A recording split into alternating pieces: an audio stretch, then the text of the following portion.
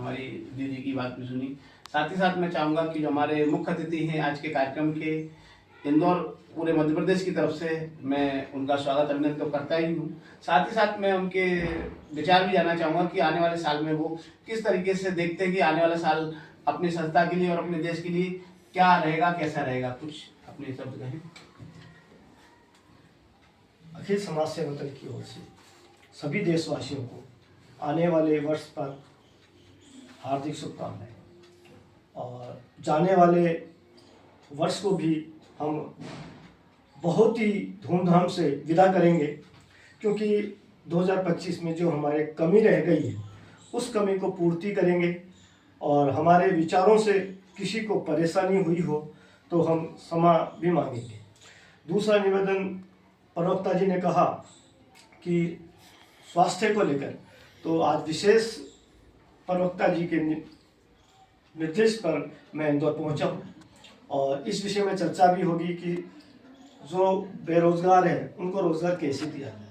रोजगार हम लोगों के द्वारा दिया जा सकता है, बस कि वो सक्रिय रहें, और जब तक सक्रिय नहीं रहेंगे तो आप कुछ भी कार्य हो सफल नहीं कर सकते।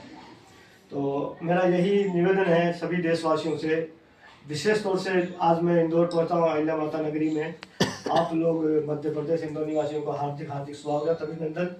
विशेष तौर से मातृ शक्ति के रूप में कई वर्षों से डॉक्टर कृष्णा जोशी जी राष्ट्रीय सचिव हैं, हमारी बहन।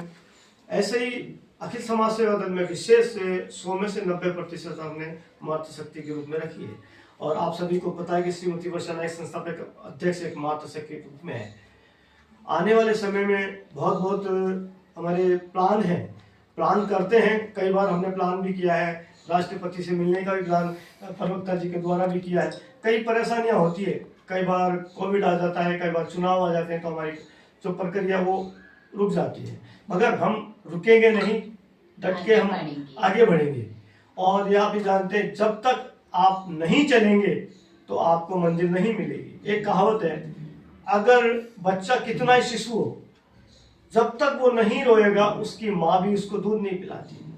तो हमें रोना नहीं है, हमें अपने समय का सदुपयोग, समय पे अच्छे कर्म करते हुए समाज हित में, राष्ट्र हित में, मातृ शक्ति हित में अपने योगदान देने हैं। आज इसी कड़ी में मैं हमारे प्रवक्ता जी विशेष स्वास्थ्य के बारे में हमारे मध्य प्रदेश में, क्योंकि ये वैसे तो राष्ट्रीय कार्यकर्ता हैं मगर मध्य प्रदेश इंदौर निवासी हैं, आप अपने शब्दों से ज़्यादा स्वास्थ्य, क्योंकि आज ये देख रहे हैं कि खाना, बहन जी ने कहा खाना, फास्ट फूड, घर का बना हुआ खाना कोई पसंद नहीं करता है, विशेष तौर से हमारे बच्चे। तो उन बच्चों को उस खाने से आगे आने वाली बीमारी का पता नहीं होता है। उसको लेकर हमारे प्रवक्ता जी भी आपको कुछ सलाह देंगे कि कौन सा हमें प्रोडक्ट यूज़ करना चाहिए, किस प्रकार हमें स्वास्थ्य में जाना चाहिए। स्वास्थ्य की जो हमें कमी है वो हम लोगों के द्वारा हो, क्योंकि प्रवक्ता जी इन दिनों बहुत अच्छा स्केल पे स्वास्थ्य पे अग्रसर हैं।